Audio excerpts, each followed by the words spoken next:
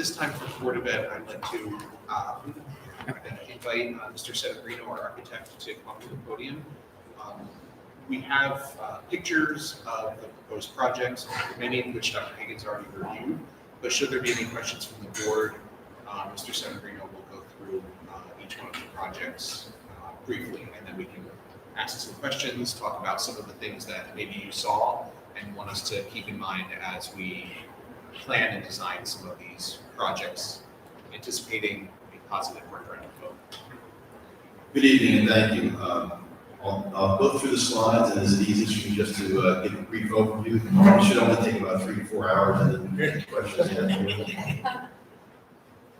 See if I cannot read it.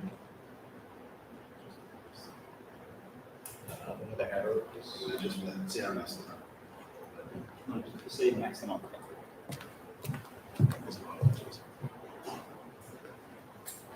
Next, please. Next, please. I have this in front of me as well. So this is the fire alarm system. Now it says the fire alarm system and not the panel itself. So this is the addressable panel. This is also all the devices, which is the horns and the horn strobes and the wires as well. So it's the complete system that's replaced. The new gym roof, we were just in that space, it's self-explanatory. This gym roof is a multi-ply gym roof, which means it has repetitiveness in it. So it's not a single ply EPDM roof. It allows, it's 2 layers of the cap sheet, so it provides you better roof than you have there currently. So it provides redundancy. Please. Similarly, replace the roof over the classroom wing. Once again, what we're budgeting is for a multi-ply built-up roof, so that you have overlapping plies with the cap sheet in order to provide 20 to 25-year warranty on the roof. So it's a better roof than you have now. Replace 2004 rooftop units. These units are well in excess of 20 years old. Typical useful life is anywhere between 15 to 18 years. The new units, the new rooftop units will operate more efficiently, thus increasing your operational efficiency and having operational savings on an annual basis. Classroom Airedale units. So what the principal was alluding to with the Airedale units, these are self-contained units. There is a compressor inside the unit, so think of your system at home. It's got an air handler inside your attic, it's got a compressor outside. Well, these units have those 2 parts in that box. Right, so the new units are fairly quiet. They still perform similarly, again, much more efficiently in the classrooms. Similar comment again to gym units with new RTUs and AC, HVAC. They will operate more efficiently than the current units, and this is similar to the end of its useful life. You get an operational savings. The building management system, the BMS, the new BMS systems today, the previous BMS systems, they were all wired systems, which means there was a device and everything that had to do with your HVAC, your air handlers, your exhaust fans, your HVAC, and everything is wired up. Today, the BMS systems are wireless. Everything's wireless. So there's a device on every one of your operating systems, an active control panel, such that the system can be controlled. You don't need to be in school, it's controlled over the internet. Your head facilities can control it from anywhere and modulate the temperatures on a per room basis so that the school can be more efficient. And that's what a BMS or building management system does. Again, all these items will make the school more efficient and more energy efficient. Repave at the school, that was fairly self-explanatory. There are 2 types of paving. One is a 2-inch elimination of the asphalt, and that's called scarification repaving. There are some areas, like the one on the left, where you'd have to do a localized base rebuild. What does that mean? There's just really big cracks. I'm not going to be able to just repave it. We're going to do a base rebuild. So we're going to demolish the complete base, the paving 2 inches and the base, and rebuild that so we won't get those cracks back. If there's spider cracks on top, which you see some of, it can be a typical 2-inch scarification repave. Other times it's localized base rebuild, so we won't get the cracks. Same thing with to repave the playground areas. We talked about resurfacing, and we can certainly do that. That wouldn't be a scarification repave. This is dissimilar to the parking lot. This would be a paved surface over your existing surface. Again, localized rebuild. Replace exterior doors. The doors that you have right now are steel doors, and they're painted. They're nice painted, but they're painted. The doors that we're going to be replacing with are FRP or fiberglass reinforced panel doors, FRP doors. They're dimpled so that every time you touch them, you're not going to ding up the doors. And they are in aluminum frames. Your current frames are steel doors and hollow metal frames. Steel rusts, you leave it out long enough. The replacement doors will be new FRP or fiberglass reinforced panel doors in aluminum frames that don't rust, with new panic device hardware on the doors, and obviously they will latch and close very nicely. See the thing that's in the center of those doors is called a mullion. We're going to recommend removable mullions, but mullions nonetheless. The mullion will allow the doors to close tightly. Removable mullions will allow Mr. Race to get in big stuff when you need to. So it'll give you the flexibility of a door that won't rust or rot, and the ability to have a 6-foot opening rather than 3. Replace corridor doors. As the principal mentioned, these are all wood doors, and they're fairly old. The issue is not necessarily the door, but it's the hardware. Hardware has been retrofitted. So what we're looking to do is replace the door with solid core wood doors, and the standing portion you can pick, and we will put new hardware on here, self-closing of course, with the hardware will be classroom hardware, such that it performs similarly to what you have now, meaning it's gonna lock on the outside, but you always get free out, you always have the ability to get out. Again, corridor doors, that's the same comment. Replace the windows in the old wing. So the windows are very energy efficient. On average, windows cost about $150 to $165 per square foot to furnish installing windows. You will see substantive energy efficiency on these windows, not a high or fast ROI, return on investment, but after time you have some substantive infiltration. What does that mean? You get wind and rain around the edges, and it gets to a point where it's really not repairable, and it's just more energy efficient to have new windows. All the new windows are insulating glass.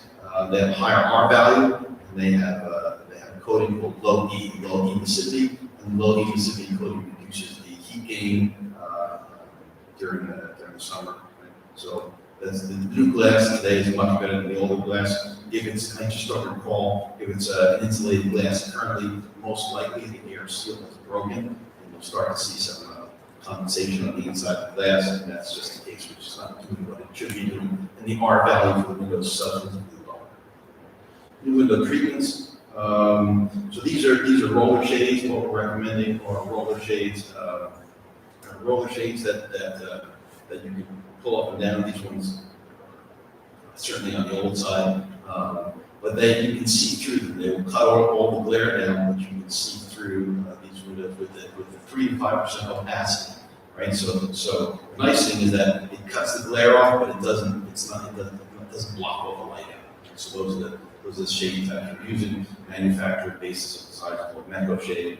We recommend that for this product. Renovate toilets, great one. I think it's lovely as they are. You can see the urinals on the left-hand side. The ones that are in the floor, can't use those anymore. They've been grandfathered in. If you got them, can't ever put them in. Substantively, the cost that we've allocated for this is to renovate the entire toilet room, which means flooring, partitions, fixtures, ceiling, exhaust fan, lighting. Right? We're going to look for surfaces on the floor that are potentially epoxy with a base, an integral coat base, so there's no seams to it, so you can wash it down to a drain, and they provide you a much better product, easier to maintain. And the partitions, as nice as they are, we're recommending partitions that are graffiti resistant, and that are HDPE, which is a plastic material, so it's the same material through and through. So if much as somebody wants to scratch their name in there, we can fix that. We won't be able to scratch the metal off for the rust. install outdoor lighting. So we are certainly still in the process of designing this. It is a part of the referendum. The outdoor lighting will be as low as possible, number one. Have those lights called house side shields, which means we're only lighting the area that we want to light. None of the light will spill off the playground area. None of the light will spill off any of the areas that we don't want to light, right? So LED lighting as low as possible, house side shields. Now the variance between as low as possible and a little bit taller is more lights, right? So I would much rather have a tree as well. More fixtures, no light spillage, but adequate lighting. So we'll certainly take a look at that design, but we want to make it as friendly to any of the neighbors as possible, so no light spillage, but able to light the area adequately. New emergency backup generator, right? So the generator, as you know, will go on automatically. I think it's within 10 or 20 seconds from power loss. And this generator is just old, and it does need to be replaced. It's pretty straightforward. It's a gas-fired generator as well. The interactive whiteboards and classboards in classrooms fairly self-explanatory. This is a technology feature of the referendum, and it's a product replacement, and all the power and data is already there versus replacing the product in place. New special needs playgrounds. We've done this for a number of our districts. The playgrounds will be barrier-free compliant. The surfaces, the grading will have better drainage, and they'll be under-drained underneath the playground so that there won't be any flooding or ponding or puddling on the playground. Playground surface can be rubberized surface that is impact resistant. So when you're on that playground, you can, it's safe to be on the playground, right? And again, barrier-free compliant, which makes for the investment to be all-inclusive to anyone in the district.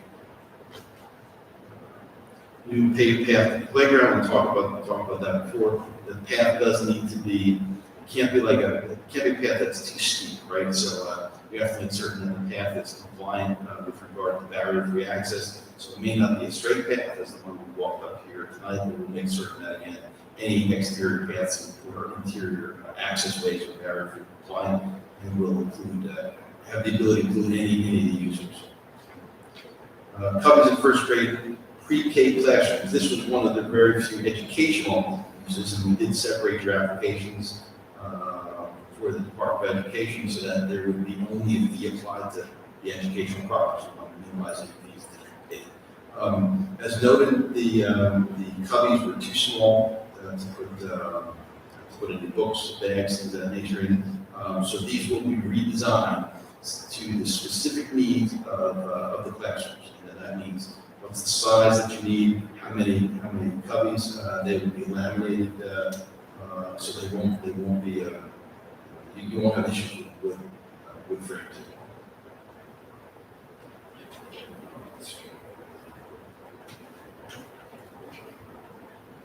Water heater, fairly self-explanatory.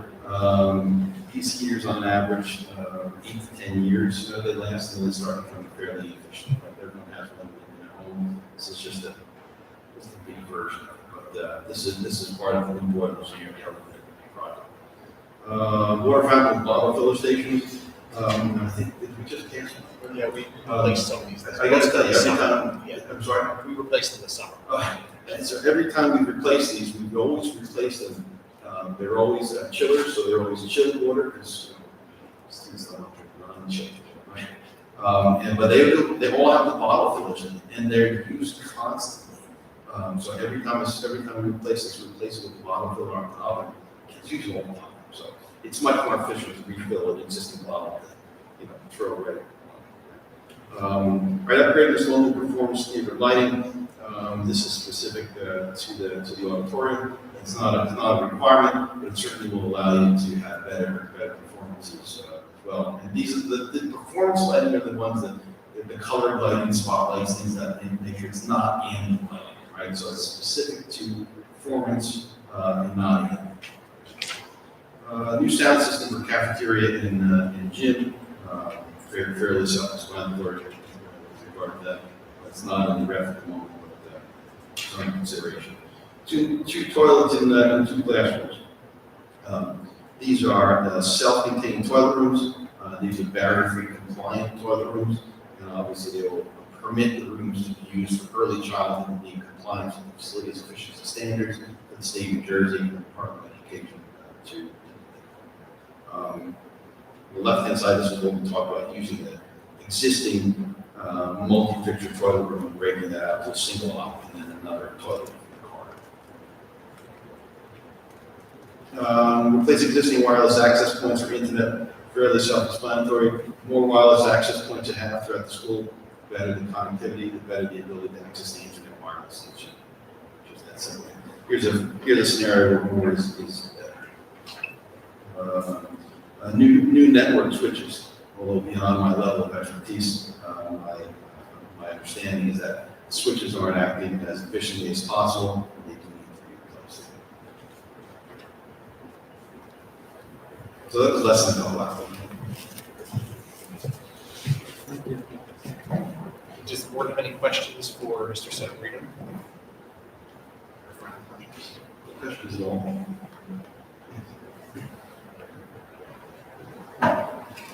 Okay, so if none of anyone in the audience has any questions that they want to bring at this time, rather than make a public forum, we want to bring any questions with.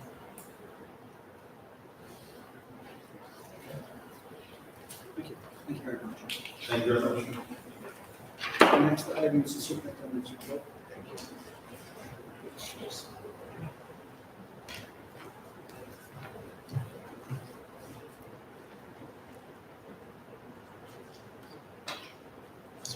Yeah.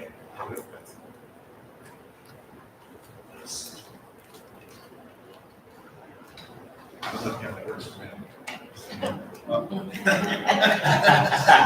User error. School is back in session. Kids are here. They arrived last week, and we have had a very successful opening of school for the 25-26 school year. I just want to share some highlights. First, let's talk a little bit about enrollment. Our total enrollment right now, as of this, likely the September enrollment report, which you will get next month, was 1,644 students grades pre-K through 12, pre-K through 8. Our projected enrollment, we did the March preliminary budget to you, was 1,597. So enrollment is higher than anticipated, and even looking at just K-3 without preschool, enrollment is higher grades K-3 as well. As Dr. Higgins mentioned, we talked in the personnel committee, we've had to add sections of teachers just because enrollment has increased, particularly here at Three Bridges School. Even being a back to school night last night at White House School, when parents passed the referendum table and I handed out flyers, some folks were like, we came from Bridgewater because you have a pre-K program. And so we're getting some families that are moving here because we got pre-K programs and because they hear great things about the district. So enrollment is up from previous years and up from our projections, making the referendum even more important. Enrollment by grade, the only thing that I would point out on this slide was we, a couple of years ago, would be entering kindergarten classes and first grade classes of about 135. You see now kindergarten is about 160. So if you look at, let's say, third grade, even sixth grade, fourth and fifth grade, those are the classes that started in kindergarten at about 135 and now they're 141, 162, 161. So enrollment in kindergarten is higher, which means as time goes on, we start to see some enrollment increases. Something to definitely keep an eye on. But great news. We had a great welcome back event for the teachers and staff in late August. Everybody joined us in the cafeteria for some welcome back celebrations. Greetings from myself, Mrs. DePinto, you're here somewhere, you're famous, you're down in the bottom corner. Mrs. Vance, the RTA president, Mrs. Cassidy, Mrs. Fury were there as well. I know that I hear from teachers all the time how much they appreciate seeing board members at events like this. So thank you so much for coming, really, and for your participation in the day. And we introduced new staff, and we gave out honors and awards for years of service for the staff that day as well. It's a great day. We had some breakfast, we had some giveaways for the teachers, and it was a nice celebration. And just some photos of the beginning of the school year, preschool. We started 16 classes this year in preschool. We actually thought we would need 14, but we expanded to 16 classes. We're looking at projecting by November, we should be projecting next year 16 classes, potentially 17. So we'll see what enrollment in preschool looks like for next year. Three Bridges, here are some, Dr. Higgins, you're just in time for your terrific Tigers and your Pause of Peace activities for the beginning of the school year, and our wonderful welcome back sign from the HSA. Students were excited to come back to school. And here's some photos around Three Bridges. Some photos around White House School. Starting the school year reading the Have You Filled a Bucket Today to teach our White House students about how to be bucket fillers. Some pictures of students in classrooms and coming back through the front doors.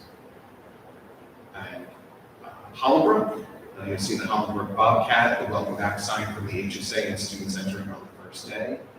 Dr. Moss talked with Ed Tech, he introduced a Bobcat block. Grade 4 and grade 5 have lunch and recess together now, and that's their Bobcat block, where 5th grade is, let's say, at recess, while 4th grade is at lunch, and then they swap. Previously, we had the grade level split, and we got some feedback that kids wanted to see friends in other homerooms during recess and lunch, so we built that into the schedule for this year. And RMS, looking forward to an amazing year, and talking with Mr. Charleston, I think I wrote to the board the first day of school that their theme for the year is taking the time to get to know each child, the power of their stories.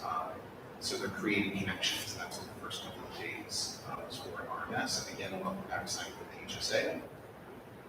Our transportation department, has gone as smooth as it not has the first couple of days of school. I think it's been a great year for transportation. We are fully staffed with bus drivers. Jason gave me a look, like, don't say it, because I just jinxed them.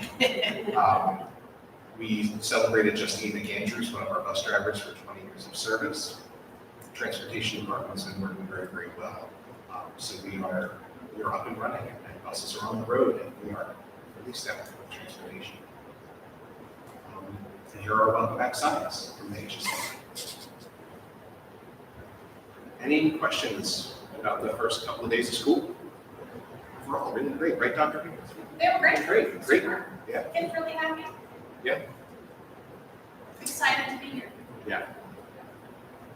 Any questions or comments from the board? I have one other presentation for you. Thank you. Before I turn over the podium to our school board's rep, and I want to talk about some of our district goals for this school year. So this year, if you attended the welcome back, read my welcome back letters, the theme this year that really struck me was the theme of baseball. And I found this quote that says, "Every day is a new opportunity. You can build on yesterday's success, or put its failures behind and start over again. That's the way life is. A new game every day. And that's the way baseball is." So we've got a new game. We've got a new school year, which means setting up new goals for the kids and for the success of the district. And some of this I talked about when I welcome back with the staff. So in thinking about this year and thinking about setting up goals, it's a unique year.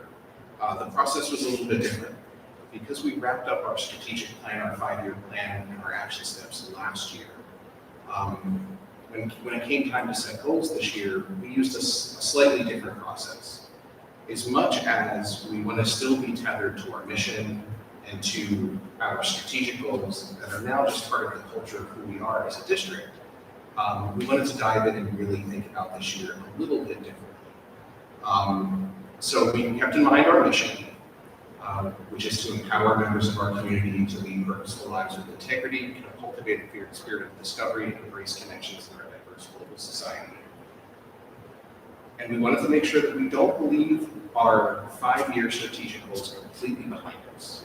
I think if we want to celebrate something, we have to celebrate the fact that inquiry learning, partnerships, and social awareness are now just part of the fabric of who we are as a district. They're so embedded that we're not going to completely abandon these goals. We kept them in mind as we planned for this year's goals. And we have a leadership retreat. The leadership team got off campus, enjoyed some time together, celebrated our successes from this past year, and we reviewed our challenges from this past year. We had two focus areas when we met as a team. We looked at academics first, focusing on JSLA data and iReady data, teacher observations, and just feedback that we received last year. And then we brought in some non-academic observations and feedback, things like transportation, facilities, the referendum, communications. The leadership team had a reflection discussion, and some themes emerged out of our discussion. And here were some of the themes that emerged. We thought we should focus on, of course, academic achievement, planning for a successful referendum through communications, which will lead us to a successful vote approval, and thinking about the future, the next 5 years. How can we set the district up for a new strategic plan as well? So we thought about how we would do it. Under academic achievement, when the leadership team talked, we talked really about some things that we accomplished last year and want to continue, and how we're going to change things and create new focus areas. We want to convene a working group to develop some sort of protocol or policy when it comes to AI in schools. Currently, we have some models, we have some things that we've gone to some professional development. We've had our technology coordinator work with us to bring some awareness to the leadership team, to the teachers. We have some experts among us, even at the middle schools, some of our staff, who are well-versed and well-trained in this area, but we have no real policy or protocol that we all should abide by as a school community. So our goal with academic achievement, and this is certainly related to academics, plagiarism, academic integrity, we want to bring together a group of stakeholders to talk about how we want to manage AI in schools, particularly at middle school. Secondly, we continue to focus on our English language learners, and we are training the next cohort of teachers in the sheltered English instruction model. This is a model that the teachers are in the process of being trained in that supports English language learning in every and all classrooms. So teachers learn strategies and skills that any teacher in any classroom can use to help support those students whose primary language is not English. We have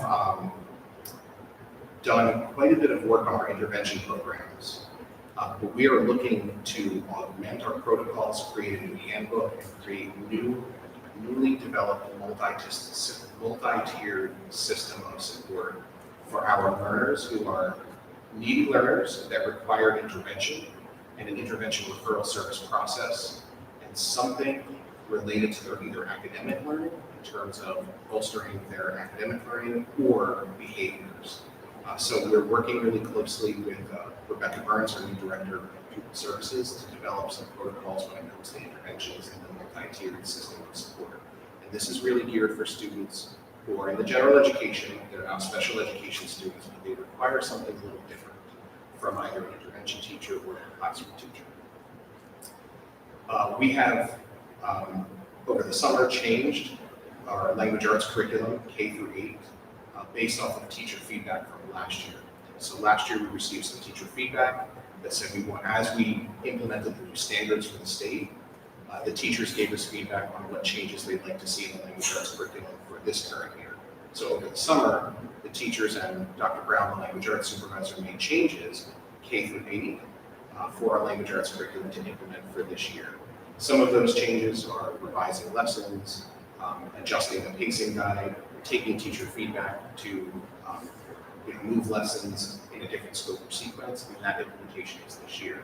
So we're going to focus on language arts and what we would consider to be review and reflect and refine the curriculum in that stage, but we're also adopting new math and science materials. So math in grades 6-8, we purchased EdGems, and we are focusing on professional development for the math department in grades 6-8, and then science we purchased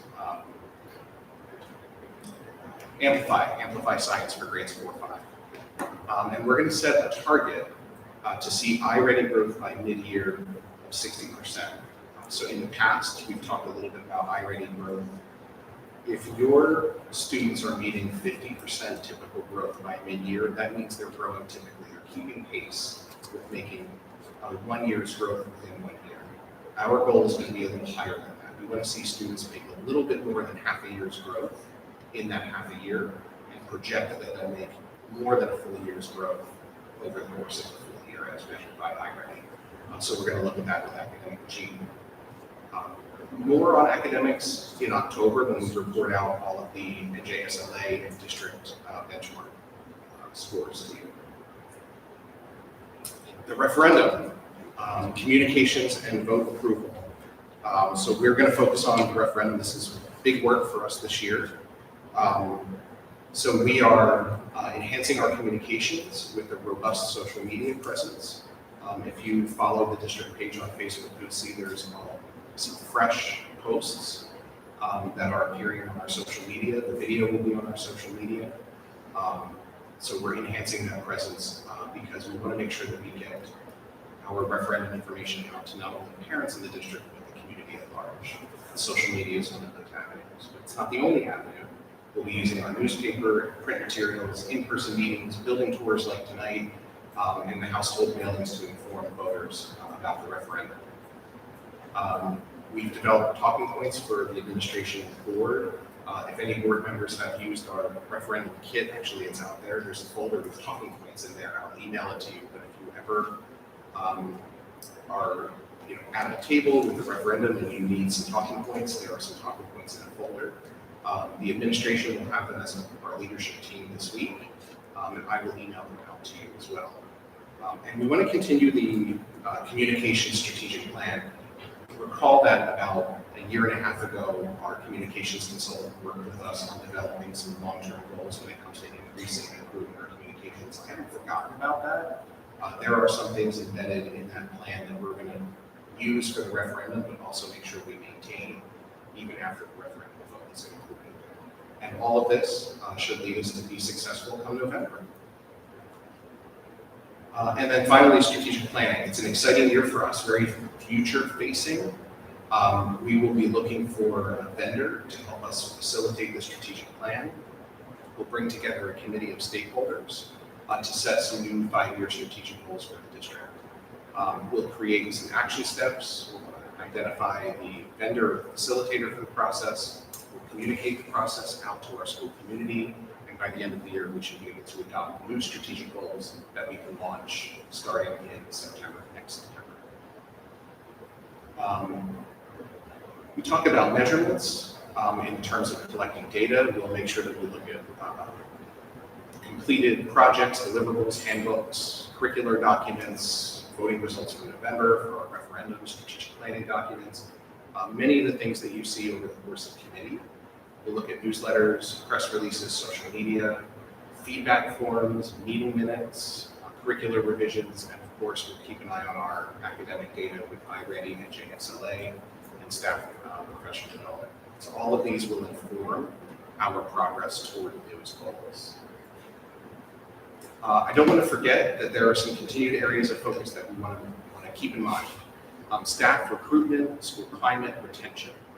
All of our efforts from the retention recruitment committee from about 2 years ago should not be forgotten. We should continue to maintain some of these programs, many of which we have. There was evidence of that even in the welcome back, the gifts for the teachers and the honors for the teachers when we do our welcome back ceremony in September, or some of our recruitment stipends for paraprofessionals and bus drivers. But also, going through and looking at school climate and making sure that we survey and get a pulse on our staff in terms of climate. I have some sample of what we call stay interview questions. Why do folks stay in Remington? Why do our employees stay with us as opposed to doing an exit interview when people are leaving? Maybe it would be productive to do an interview of why folks stay and focus that way. And then general communications enhancements from our communications plan, like social media presence. And in the policy communications committee, we talked a little bit about how we can highlight our chain of command a little bit more, both of which were goals from our communications strategic plan. So that's an overview of district level goals. I'll turn it over to the board for any questions. One other thing I'll mention just real quick is we did add to the board documents just a comparison of last year to this year. So you'll see that some of the goals are very similar, but a lot of the action steps are different. The focus areas are different for this year as well. Yeah, Ms. Benson. And so maybe just the first thing is a comment. Yes. I think it's encouraging to see the stretch built into the 60% attainment at mid-year. So I just wanted to compliment you and the staff on putting that forward. With regard to the AI policy, a suggestion to consider, and I don't know which committee will work on that, but often when we talk about AI, it comes from the lens of preventing plagiarism and limitations, and that's important. And as children get older, if there's a way to build into policy how the teaching and the framing evolves, for children that are older, what I'd like to see is that AI is taught as an enabler. How can it remove repetition and allow them to focus time on tasks that require creativity? Because that will help them be more competitive when they go to high school. Thank you. Under the academic achievement, I had a few just comments. So we had a lot of changes last year, schedule changes, curricular standard changes, and staffing changes.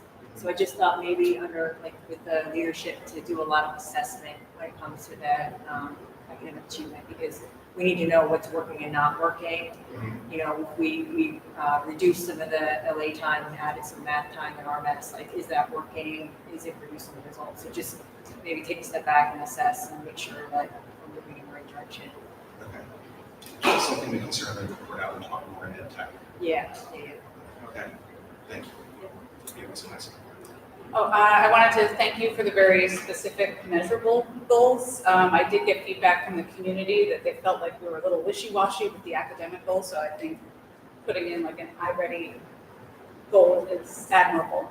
I am curious what the consequences of not meeting the goals are. Like, my suggestion for something, I don't want to be negative about the referendum, but what we can affect is getting more voters out there. We can inform more people, and I like all of the actions. I don't know if we have the right to say that our goal is to get it approved, right? Our goal is to get the information out there and communicate it effectively and get as many people out voting who are informed and let them determine the outcome.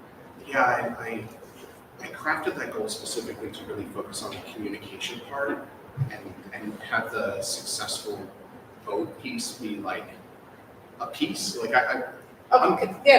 So the name of goal 2 is vote approval versus in the text it says execute a successful vote. Yeah. So by having more people voting or having 90% of voters who participate in the election this fall, or something like that, respond to the referendum question, like that might be a goal, but I don't know about in the header the goal of approving. I don't know how anyone else feels about it. I feel like, so I appreciate where you're going, because what I'm hearing you say is, let's have a goal of something that we can control. I actually think it's okay to set a very ambitious goal on an outcome. And first of all, if it doesn't pass, then we're going to have to make some hard trade-offs. But also, we are accountable for the outcome, which is running the school. So I see the point. I would like to see us stretch and go for the approval, but that's just a perspective. Okay. I know there's not like a consequence, like you'll all get booted from the board. Let's say execute a successful vote, so that's actually part of the goal, right? So it's assuming that we're going to execute a successful vote. Yeah, so that's why I thought maybe the title could be successful vote execution or something, but it's just a matter of words and semantics. Yeah. I don't have think an it issue changes with what we're doing. Yeah, I don't have an issue with that. I want us to focus really on, like what you're saying, the things that we can control are how we present the referendum. What we can't control necessarily is voter turnout or anything like that. But I'd like to put it in there. You got to put it out to the universe and be ambitious that it's going to pass. But at the same time, I hear what you're saying, but I can make a slight revision. Yeah, Mr. Rizzo. Dr. Rizzo, thank you for the presentation. I noticed last year we had 4 goals. This year we had 3. We dropped the communication one. We executed that well last year. When I look at continued area of focus, you're talking about staff recruitment. climbing and retention and so on. Have you considered having anything on staff recruitment and retention as a fourth goal? So we had that as a goal when we developed our retention recruitment plan a couple of years ago, and then we replaced it and we did, so we've done a couple of things. The timeline would be retention recruitment was a goal and a focus area about 2 years ago. And then it was, we moved more toward focusing on communication as one of our goals, and retention recruitment was complete at a certain point, but I guess not forgotten. And because we completed that retention recruitment committee, we created a plan, we've executed, every one of the objectives of the plan. To me, I saw it as more of a monitoring type of goal. And that's why I put it under a focus area rather than a specific goal, but something that I want to monitor with the administration, but not something that I wanted to make a fourth goal. I do recall too, I want to be cognizant of the fact that referendum and strategic planning all in 1 year is big work. So I didn't want to be overly ambitious in trying to do more than what was feasible in terms of the goals that we had for the year, in creating a fourth goal, thinking that I don't want to create a fourth goal and have it not quite be achievable. That was my thinking. My goals come out of our conference when we do the superintendent's evaluation. And that's, I reflect on the evaluation, I reflect on everything that we talk about, talk with the administrative team. I kind of craft everything, keeping in mind my evaluation as well as feedback from the leadership team. And that's why I landed here. I mean, we could do a fourth goal. We just have three really ambitious goals. Strategic planning and referendum don't happen every year. They are ambitious. Just an additional thought around the referendum, correct me if I'm not on good ground here, but once it passes, that doesn't mean that the work ends. We have to do a ton of financing work. I'm looking at Jason, and there's all the implementation. So it's a fairly enduring process that will extend beyond the year. I don't know if that addresses your concern, but it's not a finite issue. It continues.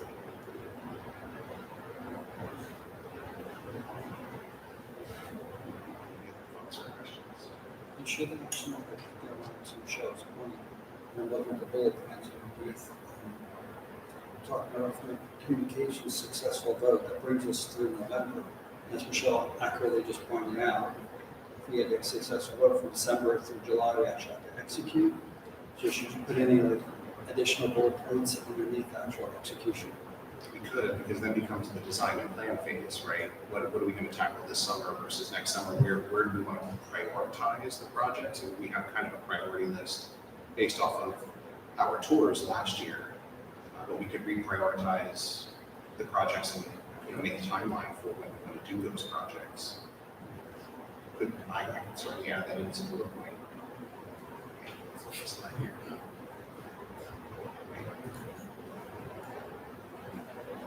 Okay.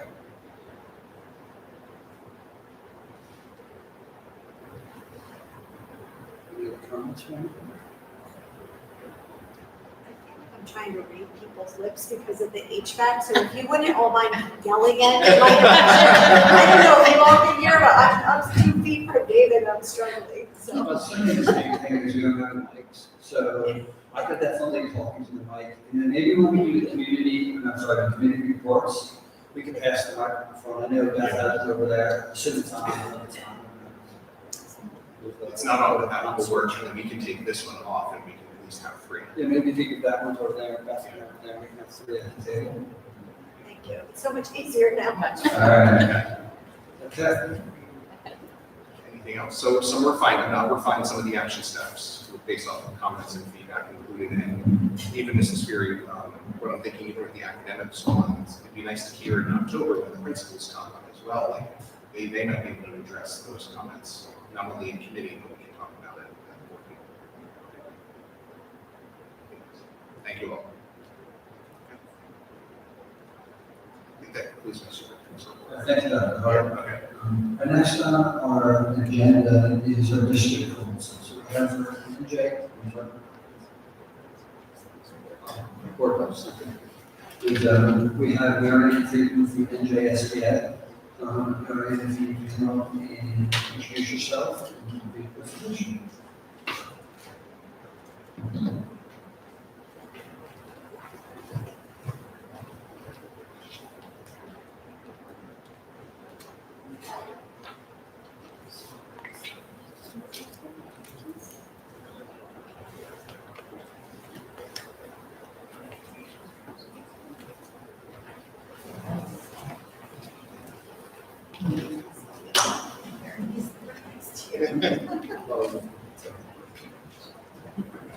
And you have, you have one person missing at this point?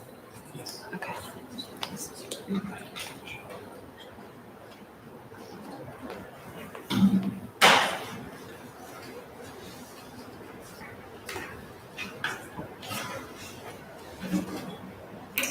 Okay, I'm gonna use this because as much as I dislike microphones, I know that I was having a hard time hearing and I don't want you all to have a hard time hearing. It's something fluky is going on with my throat right now, so we're gonna go with this. My name is Mary Ann Friedman, I'm a senior field service representative of New Jersey School Boards. I am not going to be your permanent field service rep for Hunterdon County. Okay, I'm filling in and helping out. We had a number of people that retired in field services and some went on to different professional opportunities.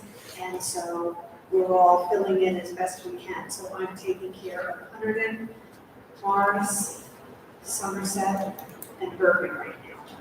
So my two key counties are Mercer and Middlesex. I live in Mercer County. I live pretty much a stone's throw from TCMJ, so if you know where that is, you know pretty much where I am. So I was asked to come in and review board self-evaluation and do a reflection on that. And there's a couple of things I want to say. First of all, the tour was wonderful. Thank you for inviting me to participate in that and to attend that. And are you going to do that for the other schools as well? So we have two more.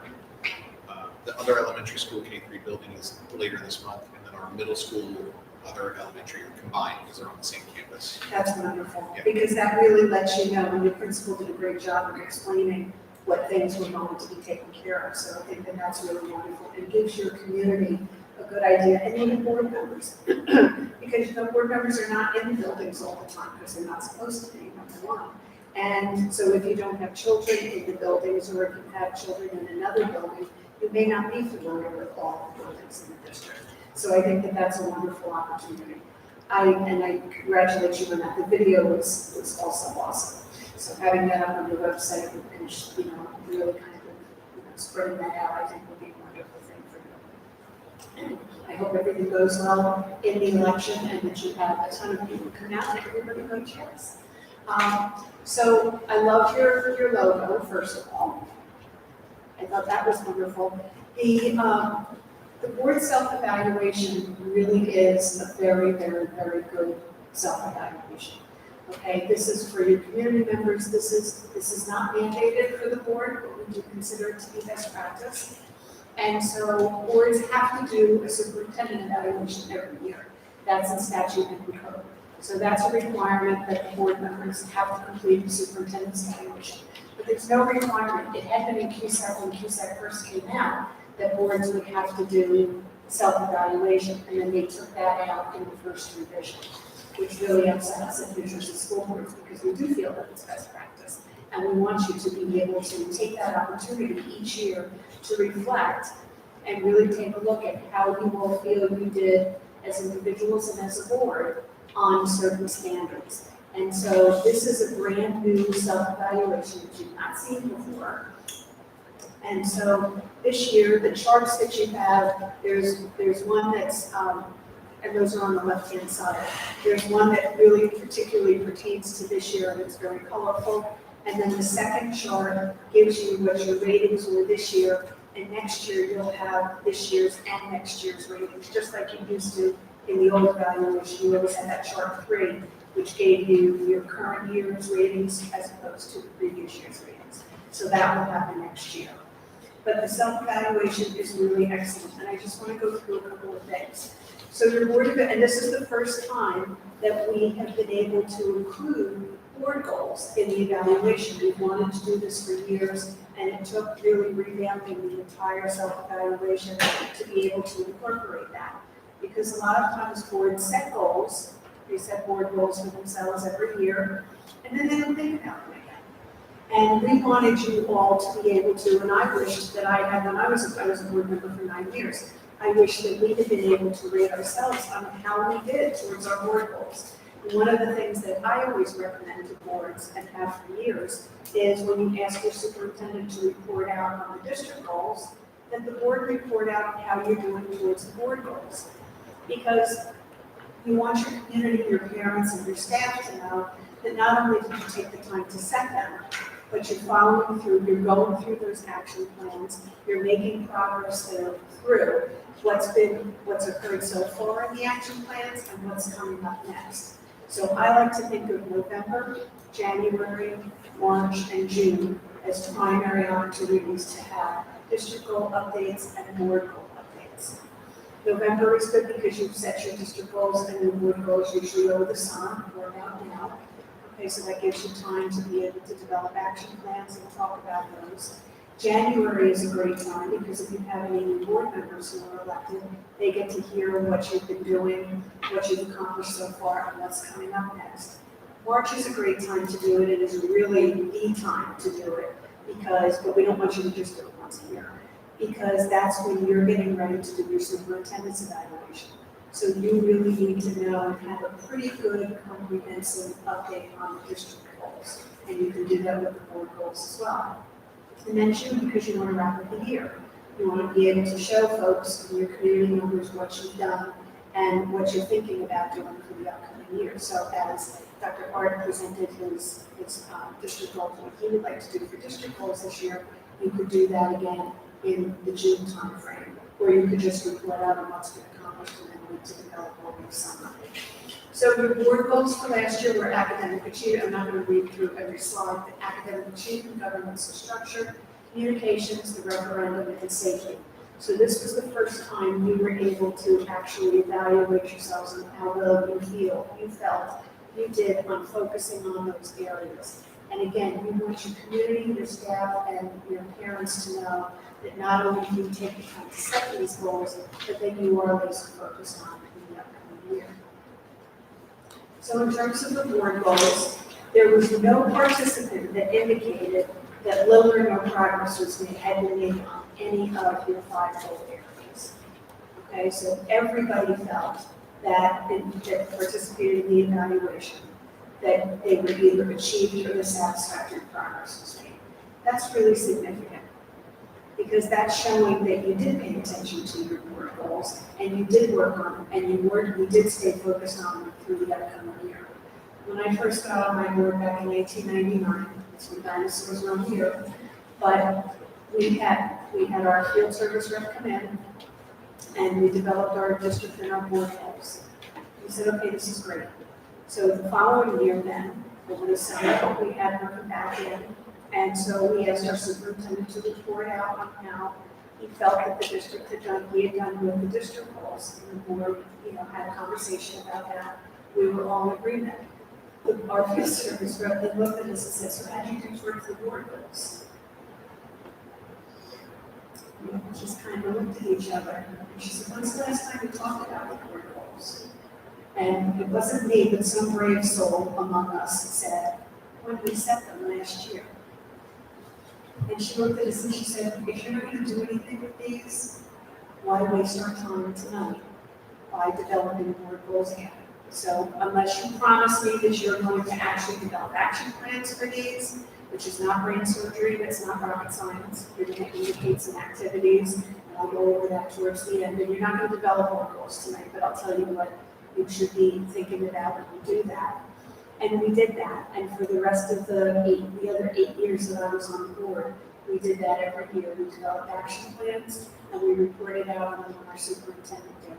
And our community was actually pretty impressed with the board because we followed through and stayed focused on those board goals. So just a little tidbit there.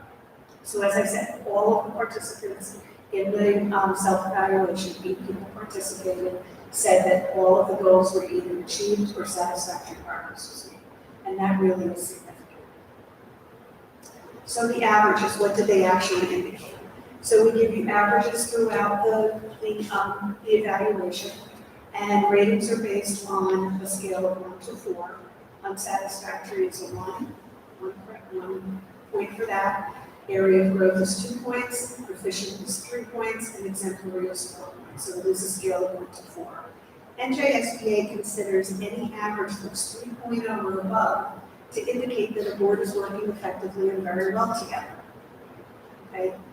Almost all of yours, almost all, there was one, almost all of yours were 3.0 or above, and they were generally 3.3, 3.5, there were some 3.9s in there, 3.7s, and 3.8s. So that's also significant, and that's very, very positive. Then anything that's below a 3 point, any average that's below a 3.0, we would consider that to be an opportunity for growth. It's something that the board could consider in development of their board goals, if they wanted to. Not everything has to be a goal for you to address them, just like not everything has to be a district goal in order for the superintendent to address them. So there are things that Dr. Hart brought up, the things that he wanted to continue to focus on, but these were the 3 focal points. So just remember that not everything has to be a goal in order for you to work on it, but the goals that you have and that you develop for the board are the things you want to provide these focus on for the upcoming year. So in terms of the standards, and you can see yellow is the lowest number, okay, in all of the standards. These are the overall standards for each of those standards, overall averages for each of those standards. We ask you to rate yourselves on vision, mission, and goals, policy, accountability for student achievement, governance, team relationships, and accountability, resource management and oversight, and community leadership. So the lowest number was a 3.3. That's above a 3.0. That's a positive, okay, a very positive. The highest number was a 3.7 in resource management and oversight. And then your overall average of all 6 of those standards was a 3.4. So well above a 3.0. You're doing very well together. There are lots of comments in the evaluation that I think are important for you all to go through and to consider when you're moving forward with board goals and just your board governance. But those are things that I want you to take a look at in your own leisure. And I generally do not go through comments when I'm going through a board self-evaluation anyway. But this is really very, very good. And there's a lot in there. So as an individual board member, these were the areas, again, everything in here is above a 3.0. So 3.5 was the lowest you scored yourselves on as an individual board member. 4 is the highest that you can do. Your highest numbers were 3.9, and you had multiples of those. And then the overall average of all of those indicators under the individual board member and how you rated yourselves was a 3.7. That's significant. It's very positive, and it indicates to me that you're working well and effectively together. Okay. Some standouts and some board strengths. So in all 6 of the vision, mission, goals, policy, accountability for student achievement, governance, team relationships, and accountability, resource management, and oversight, and community leadership, the board indicated through your ratings between 88% and 98% that the board was functioning between proficient and exemplary. That's pretty terrific. It really is. And you'll see the area for growth was the yellow, so you'll see how few people indicated that. And then unsatisfactory, it was really, I think, 1 person who said unsatisfactory in the area. So again, this is really something to be proud of and to celebrate. Your overall board strengths, these were comments that came from the overall board strengths, and I think they're very telling as well. I feel like everyone on the board wants what's best for the students of Reddington. We need to continue to make sure we prioritize student achievement, student academic achievement and safety. The board consists of members of the committee to ensuring students are receiving a strong education. The board is also very efficient in its committees and meetings, focuses on ensuring the district is financially sound, and the board understands its governance role and works with administration. The board's greatest strength, someone said, is that we can build from, the board's greatest strength that we can build from is to keep the students our priority. And I have no doubt that you will do that. Reddington's board has effectively managed the budget book, sorry, typo, it's not the budget, it's the budget, and relative tax increases responsibly in collaboration with the superintendent, business administrator. Schools are competitive amongst our peers, and neighboring districts with a strong academic record, and an impressive fully funded preschool program available to every family that applies. We have 16 preschool classes. That's amazing. Absolutely amazing. One of the greatest strengths is the group's ability to engage in dialogue on difficult topics that's respectful and comes from a place of wanting to learn each other's perspectives. Are you all seeing how wonderful this is and how positive it is? Because it really is. There are literally boards that I have worked with where board members are going across the table with each other. And that's not a good thing, obviously, because believe it or not, your community, your parents, and your staff, their impression of the way the district is run is the way the board meetings are run. So if they see that kind of chaos on the board, they feel that the district is in chaos. And that's not necessarily true, but that's the perception. Okay? So opportunities for growth, that one sticky 2.9, okay? It's a sticky little widget, it's a tenth of a point below, was to have a clear communication process with the superintendent and other board members. Now, otherwise, throughout the process, throughout the comments, there were comments about praising the communication that you all have. So, you know, when you have 8 people responding to something, one person can really skew. And you've seen that in your student test score results and everything else. And then the overall reflective questions were areas that the board felt that they should continue to focus on were training, improving external communications to the community, which goes along with your strategic plan and your referendum. Ensure the community is aware of the referendum so they can make an informed decision. Continue to work on your policies. Set clear measurable goals for student academic success. Transparency and identifying areas of discrete attention and aligning as a team. So what you would do with this self-evaluation is really go through it. And then when you're sitting down to do your board goals, think about should any of last year's board goals be continued. And I did mention to the board president and to Dr. Hart that what a lot of boards are doing is continuing their board statements because they're broad. In business, you look for SMART goals and there to be everything delineated within the goal statement. That's not what we do in education. So the SMART part of the goal is identified through the action plans. And that's what the superintendent and the administrative team are responsible for. Because the goals are what you want to see happen, and you are the what people. Just like with your strategic plan. The strategic planning goals were what your community and your stakeholder groups decided they wanted to see happen in the district. And then the superintendent and the administrative team take those, what we want to see happen, and determine how he and the administrative team are going to make that happen. Okay, the how belongs to the superintendent, the what belongs to the board. So, and then remember, you'll be evaluating Dr. Hart and any superintendent, all superintendents are evaluated on how they did with the how in the spring when we sit down to the superintendent's evaluation. So you want to think about should any of last year's goals continue because if they're broad enough, they may be perfectly continuable, and then the action plans will just change and will elevate from where you got to last year with those areas and where you want to be now at the end of next year. What's our policy development look like? We talked about continuing revising policies. Your governance structure, your communication structure. What are your strengths? What do you do well? This board self-evaluation really delineates what your strengths are, and it's pretty much most of the evaluation. What can we focus on to enhance our performances for? Is there anything that you feel you could be doing better? What can we do as a board to support the district goals?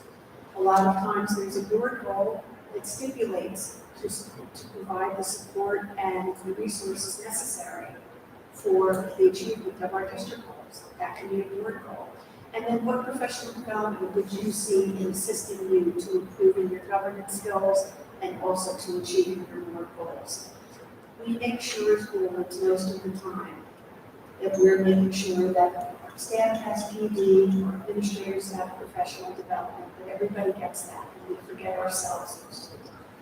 And it really is important because when we sit together as a board and get that professional development, you're learning together, you're understanding teamwork, you're also understanding how you each think and how you each make decisions. And that can be very helpful in understanding when there are people who are disagreeing with one another. You can at least then understand how that person got to where they are, which is the complete opposite of where you are. And that's really, really important. So just some examples of board goals, and you've had some great ones last year: complete the superintendent's evaluation within the statutory timeline. If you're doing that all the time, that has to be done by July 1st from soup to nuts, as you know, so that has to be signed and done by July 1st. Reviewing your policies and bylaws to review and revise to ensure they reflect your current practices. There are a lot of times that boards, especially through K through 8 districts, sometimes they go through their policy manual and they see that they have high school policies. You don't have high school kids, you don't need to have high school policies in your policy manual. High school that you send your kids to needs to have those, but you don't need to have those. Explore ways for the board to be able to improve communication. Okay, become more effective advocates for public education through professional development and advocacy. So those are some examples. Goals are the broad outcomes you intend to achieve. Objectives are those precise and measurable statements that explain how the goal will be accomplished. And then the activities are those specific details about how the objective will be achieved by listing specifically what will be completed in the specified time frame. So we have an action plan for board goals. This is the same for district goals. We just changed instead of board of education goals. We would say district goals and talks about, we type in what the board goal is, the objective, and then what are those major activities? Who's responsible for it, the board or the staff? What are the resources that we need? Usually it's time, people, or money. What are the time frames when you want to see that particular activity completed? And how will we know that it's been completed? What are the indicators of success? Sometimes it's meeting minutes, sometimes it's committee meeting minutes, board discussion, resolutions that you have on your agenda, those kinds of things. So once you develop those board goals, then you want to look at those action plans and implement the action plans for the goals. Those can go up on your website for the district goals and the board goals. And then your staff, your parents, and your community members can follow along. And one of the things that I always suggest is when you're doing your first update in November, to look at those action plans and to say, did we complete everything that was supposed to be done by November? If we didn't, how come? And when can we expect it to be completed? Because let's face it, we've all learned through COVID, and nobody wants to hear about that anymore, but things happen, and sometimes you can't get to certain things. So if you can, that doesn't necessarily mean that you didn't try to do that, but it may mean that there was a roadblock. So then when can we expect that to be done? And then decide on how often you want to have those updates. Behind the left side, I also have for you the action plans, and then I have this nifty board responsibilities. This is a 12-month planning calendar, and you can take a look at this. This is based on QSAT, so you can take a look at this and see pretty much when things are going to come up and come before the board. And so that can be really helpful, especially for new board members when you have them, and for current board members as well. So what questions might you have? Marianne, thank you very much for your presentation. I just want to comment, the self-evaluation, a lot of comments and a lot of material. I think you went through it very well. You summarized it very well with clear bullet points. You took everyone's pages of comments. You accurately reflected the self-evaluation, which is not an easy thing to do. So thank you very much for your presentation. From a board goals perspective, I'm sorry, from a board goals perspective, Dr. Hart, like myself, talked prior to this. we came up with a process on how to run by, I see, if you're okay with it. We have to vote on the goals. We were thinking about doing it at the board. One way we thought to facilitate that would be to take our current board goals, put it on Google Slides, give everyone access, make it editable. You could go in there, add your comments, add your goals, cross out everyone else's comments. We would give about 2 weeks to do that. We would then go through and review it. We would send it to Marianne as well, so she could take a look at it and see, get any feedback on it. And if there's no major changes or easy to reconcile, we would present it for a vote at our next board meeting. If there are a lot of changes that we need to talk through, we can talk through it at our next board meeting, we can vote on in October 15th. That's like a proposal. We all work individually for the next 2 weeks, put our input on it, and we'll see where we're at. Any comments on the next steps? Yeah, just comments. I mean, typically we have discussion in public, so it's just the suggestion is to do on a Google Docs, so it would not be discussed in public prior to a vote. No, we can do that. We can do the individual that we suggested. We could use the September 30th for the discussion in public, and then maybe vote on it on October 14th. Would that be okay? Yeah, I think it's important to have public transparency to what we're discussing in public votes. Okay. Any comments on the presentation? Thank you. It's very good. Thank you I very wish much. you were going to be my county. I had Hunter County a long time ago, probably from 2011 to 2014. I don't think I had Reddington. I think when Norton had Reddington at that point, so we split the county, north and south, believe it or not. And I love working with the districts in Hunter County. Truth be told, I love working with all the boards that I work with. It doesn't matter where they are. They just happen to be in different parts of the state. But you guys are doing a great job with evidence by your own self-evaluation. So kudos to you. Please keep up that great work. And I wish you the best with your referendum. You have my business card, so if you have any questions in the meantime, we are getting in through the process of hiring folks to replace the folks who had the counties that are now kind of vacant, for lack of a better word. But we have been going through every district that has asked for services we've been able to provide with our existing field service reps. So please don't hesitate if you have any questions. Don't hesitate to give me a call. Should we need help. It was a pleasure meeting you all tonight, and I wish you the best, and I hope to see you at workshop. Thank you. Thank you for all you do for students and staff. Thank you.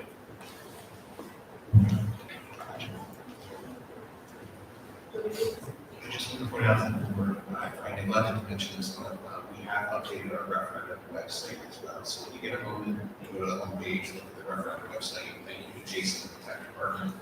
The video's already up on it. There's some pictures of some of the projects that you saw tonight, just to be more eye-catching for anybody who visits our site. So I just wanted to point that out. Good night, everybody. Take care. Thank you.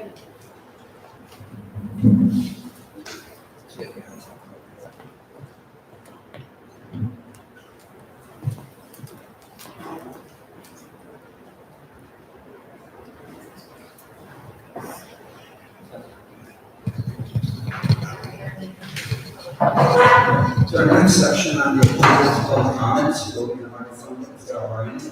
I took it too quick. So That's okay, I'm loud enough. Can you hear me? Yeah.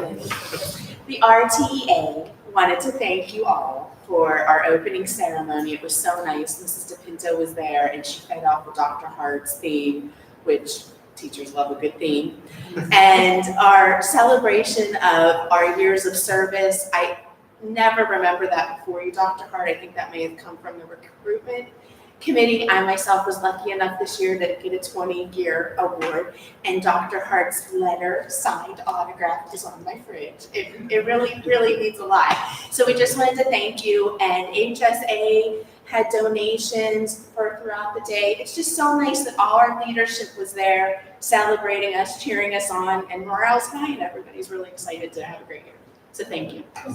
congratulations on your 20-year anniversary. Thank you. Any other comments from the audience? We can't see the, is anyone?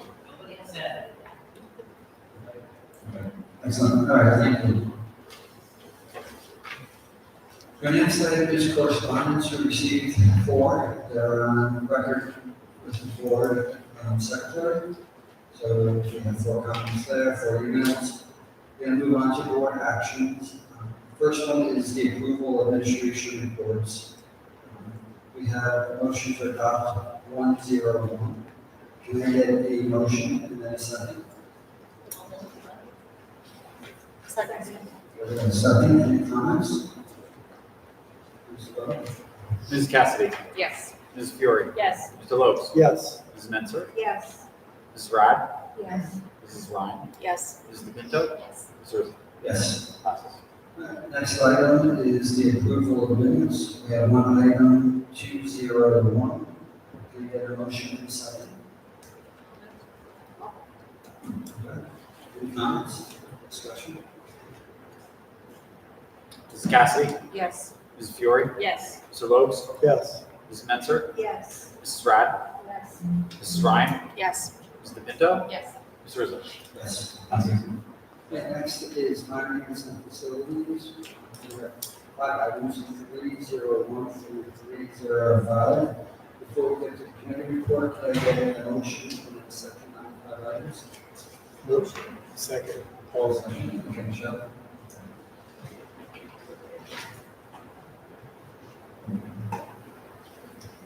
The Finance Committee met on August 21st. First topic discussed was the referendum. The committee reviewed the communication plan and dates for board tours prior to board meetings. Committee members were asked to identify which sessions they could attend to support engaging with the public about the referendum. The committee agreed to support an additional mailer in the middle of October. Property. Regarding the property at Ryerson Road, the district received an appraisal for the value of the property in the amount of $580,000. The committee recommended retaining ownership of the property, and Dr. Hart agreed to update the township with this decision. Solar. The selected vendor has submitted to DPU stating for permission to proceed. Construction must start by June 2026 for credits. Green Coordinator. The Green Coordinator position has been vacant for 2 years and proven difficult to fill. Despite this, the district is achieving its goals, and the committee suggests that the Green Committee evaluate whether the funds can be repurposed to align with the strategic plan goals. Direct install program. An update was provided on the direct install program, showing rebridges of White House were previously completed, and RMS and HVS are planned for completion. The committee agreed to secure a free consultation from a vendor to estimate the cost for direct installation, which may allow for a 0% interest loan on the utility bill. Preliminary audit results, reserves, and mandatory payroll verification. The committee reviewed the preliminary audit results, reserves, and the process for mandatory payroll verification. No action or decision was taken. AmeriHealth rebate. A rebate to the district of $15,000 will be provided to offset employee health expenses for any current employee health insurance. The bill list was reviewed and no action was taken. Next meetings are planned for October 3rd and December 3rd. Thank you, Michelle. Any comments?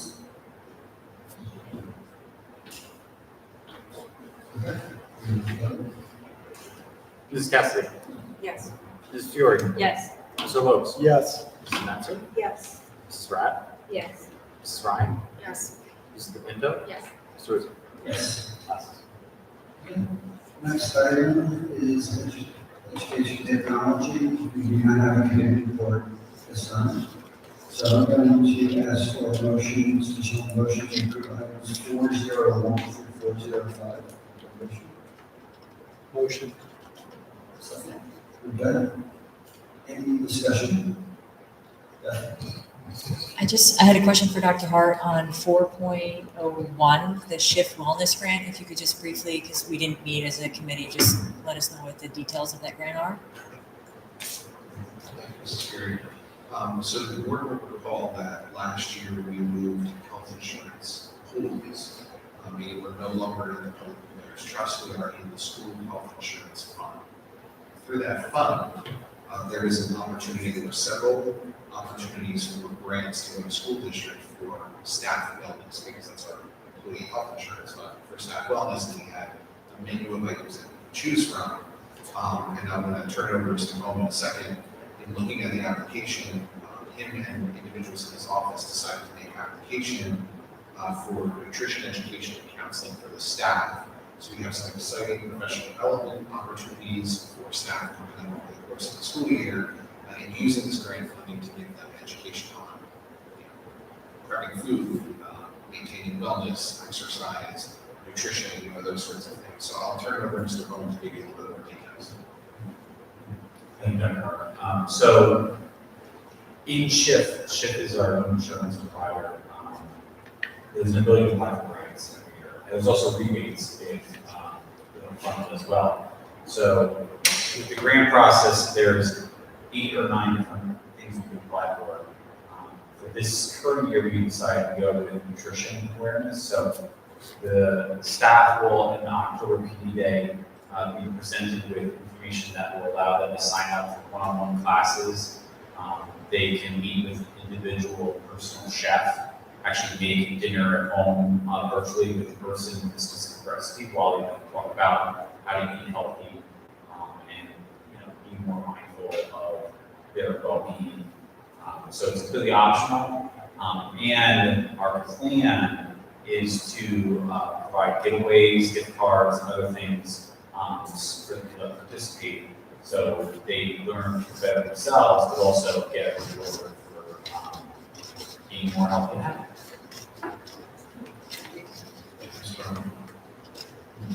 Okay, any other comments? Okay, Mr. Coleman. Mrs. Cassidy. Yes. Mrs. Fiore. Yes. Mr. Lopes. Yes. Mrs. Mensah. Yes. Mrs. Brad. Yes. Mrs. Ryan. Yes. Mrs. DePinto. Yes. Mr. Rizzo. Yes. Passes. Next item on the agenda is the question of, we will have a community event. So prior to that, we have 13 items, move 501 through 513. Can I get a motion and then a second for those 13 items? Second. That's interesting. So the committee met on August 19th. The first thing we discussed was staffing updates. And we anticipate being fully staffed with teachers by August 22nd. Currently, paraprofessionals and leave replacements are nearly fully staffed. Transportation is fully staffed as well. The committee then discussed enrollment updates and class sizes. Enrollment in kindergarten and grade 1 at 3 Bridges, as well as grade 4 at Hollenbrook, steadily increased over the summer. White House and RMS enrollment remained stable during this period. Despite these increases, class sizes remain within the regulated range of 16 to 20 students. We then discussed revisions to the school counselor job descriptions for elementary and middle school. These descriptions have not been updated in some time, and Mr. Tumolo requested revisions to better align the job descriptions with the actual roles. We discussed that we should anticipate and accept new hires prior to tonight's meeting. There were no personnel matters to discuss. Agenda items are new hires, resignations, school counselor job descriptions, lateral movement on the guide. And our next meeting was scheduled for Friday, September 19th at 8:30 a.m. Excellent, thank you. Any comments? Mr. Coleman. Mrs. Cassidy. Yes. Mrs. Fiore. Yes. Mr. Lopes. Yes. Mrs. Mensah. Yes. Mrs. Brad. Yes. Mrs. Ryan. Yes. Mrs. DePinto. Yes. Mr. Rizzo. Yes. Next item is policy and communication. We have one item to move, 601. Can I get a motion in that second? And a second. Policy committee met on September 5th. The first thing we discussed was, we had a discussion of our policies that need more immediate attention. The committee discussed the pace at which we are moving through our policy tracking document. We closed out the 2000 series and made recommendations, and then we decided to divide the remaining series up between each committee member instead of working through one series at a time. We will utilize the program and determine which policies are by priority or most relevant to the district at the moment. These are the policies that will be the focus when we meet as a committee. The goal is to continuously review our policies in order to ensure our manual is current. The tracking document will allow future policy committees to continue this process and will where we left off. We then went through the 2000 series. The following recommendations were made for policy 2240, controversial issues. We revisited previous suggestions and pointed out including invited speakers. Our department will incorporate our notes and bring the draft to us at the next meeting. For policy 2310, people grouping, no changes are needed, and the policy can be marked as reviewed. Policy 2312, class size, to include pre-K into this policy. For policy 2330, homework, this policy needs updating. Dr. Barber brought this policy to the administrative team for consistency across all buildings and all grade levels. He also wants to consider including the new reading practice, but would like to get input from the leadership team. For policy 2340, field trips, include a statement that states all policies pertaining to student behavior during the school day are applicable while students participate in field trips, and student behavior on field trip can result in suspension or other disciplinary action. The principal will ensure that pupils not participating in a field trip will be provided a legally rigorous educational experience during the normal school operating hours of the field trip, including number of staff members, also to include number of staff members per student ratio attending field trips. And Dr. Barber will review with that and bring it back to us. Policy 2360, using technology needs updating to include items like software acquisitions, external communications, access to network information resources. Some of this may be in our acceptable use policy, but it needs to also be reflected here. Policy 2362, acceptable use of computer network, computers, and resources. Policy was okay and didn't require any changes. It was noted by a committee member that we should keep the same safety measures in reference to blocking and filtering materials and visual depictions that are seen as defined in Title 18 of U.S. Code when we reviewed Policy 2530 regarding resource materials. For Policy 2363, people use of privately owned technology, no changes needed, and this policy can be marked as renewed. For 2412, home instruction due to health condition, Dr. Barber checked to see if out-of-school suspension and instruction for offenses that are not health-related need to be covered here, or if they are covered in the suspension policy. For Policy 2414, programs for pupils at risk, mandated policy that needs to be brought up to date and more aligned. Dr. Barber will get back to us on this one as well.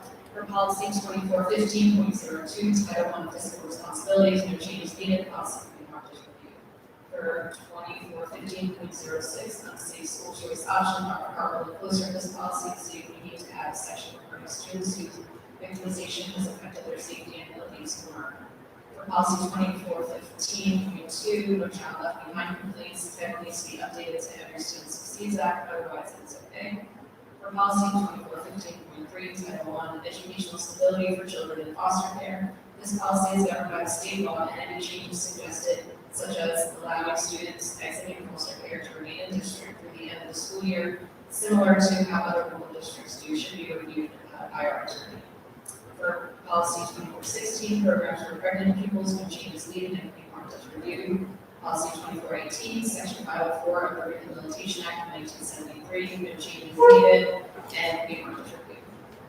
For Policy 2422, health and physical education, this policy is included in Alert 235 for stress estimate. We need to update the name of this policy and include an item for Asian American Pacific Island history and contributions. Dr. Barber should refer to the alert for the specific updates.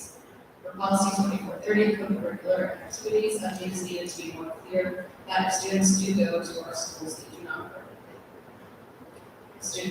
to our schools, they do not participate in our activities. For example, students who are in school have also clarified that we have activities in all schools, not just the middle school. For Policy 2431, athletic competition, no changes needed, it can be marked as reviewed.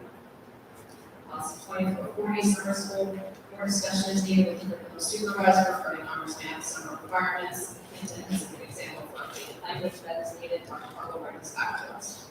Policy 2452, community education, recommended that this policy be abolished due to not needing it and no other surrounding districts have it. Policy 2460, special education, no changes needed and can be marked as reviewed.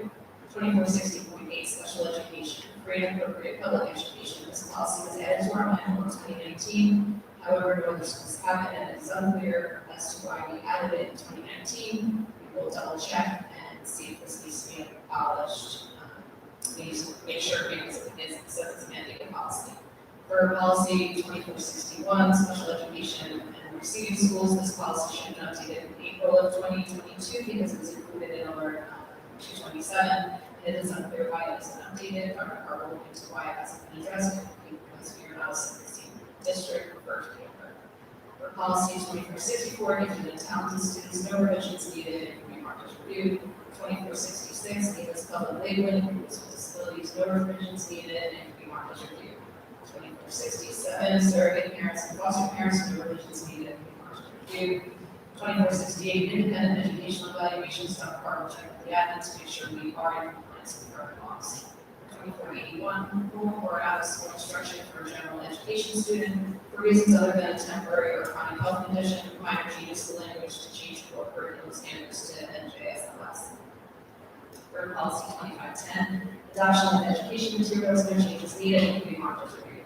For policy 2610, educational program evaluation, no changes needed, and can be marked as reviewed.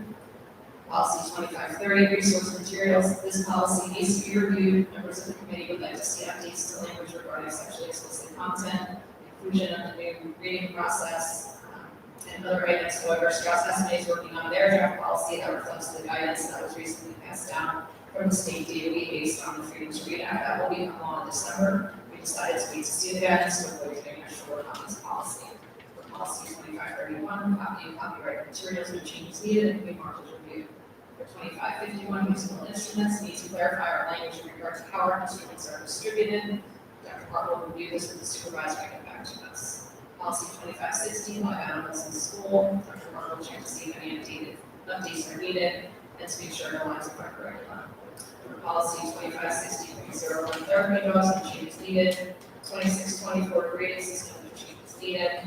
2631, New Jersey Colony Single Accountability, no changes needed except dates need to be double checked. For policy 2700, services to non-public school pupils, no changes needed and no marked as reviewed. And for policy 4217, use of corporal punishment, this policy should be in the 4000 series, not in the 2000 series.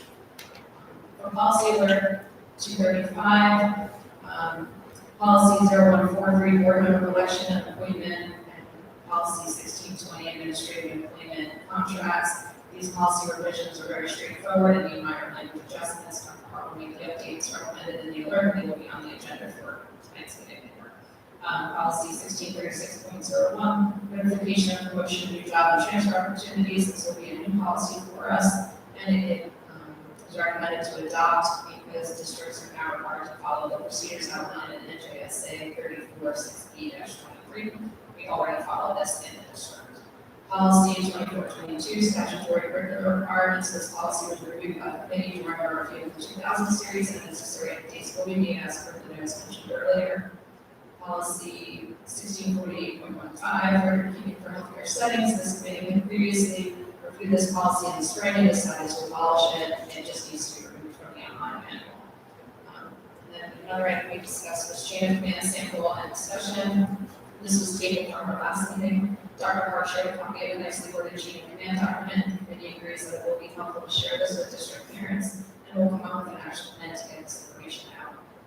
And the last item was social media presence. New Facebook content is out there on the district page. We are encouraged to follow and to have our friends and family follow as well.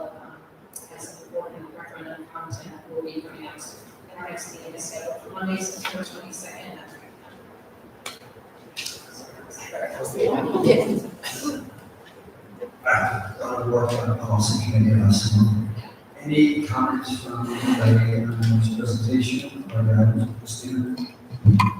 I have a question. In regards to policy 2530, resource materials, will that include now what the committee decided in regards to the classroom books? Yeah, with the new reading policy, yeah. We didn't make any changes to that one because we know that there are changes that are coming.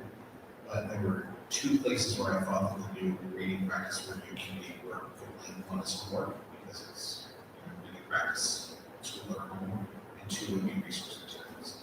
I haven't crafted any language yet though. Okay, no, I just wasn't sure if that was to be included or not. Yeah. Thank you. Any other comments? Okay, Mr. Bowman? Ms. Casper, Yes. Mrs. Fiore, Yes. Mr. Lopes, Yes. Mrs. Spencer, Yes. Mrs. Frye, Yes. Mrs. Ryan, Yes. Mrs. Pinto, Yes. Mr. Lewis. Yes. Right, next item is unfinished business. We have an update on the NJSBA convention. Do you want to give an update on that? Just let you know, today, tonight. I I think we have- get responses from everyone? Our responses from everyone except for one person. I think we have 5 or 6. Yes. For some version of 3 days, 2 days, 1 day.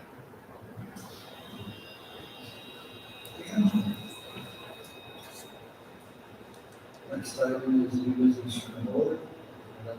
Discussion. Okay. All right.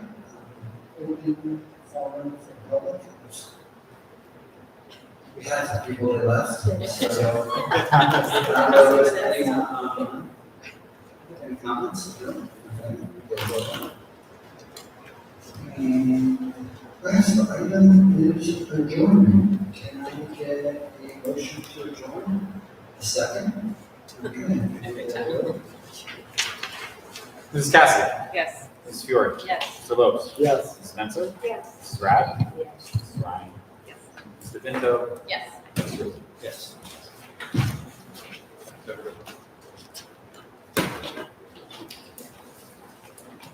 Thank you, Dan. And thank you.